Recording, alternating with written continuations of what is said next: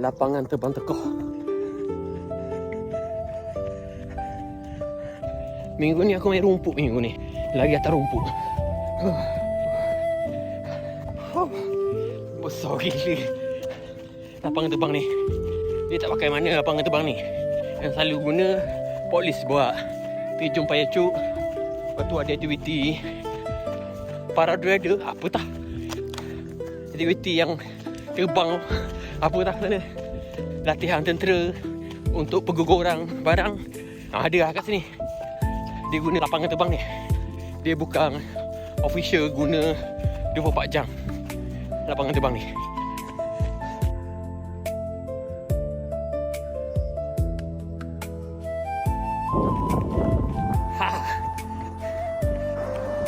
Ni jalan Panglima Teping. Rumah besar-besar kat ni. 10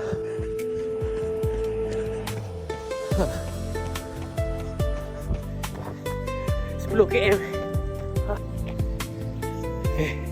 Alhamdulillah boleh 10 km. Tak pada rumput campur jalan tas sikit. Bolak.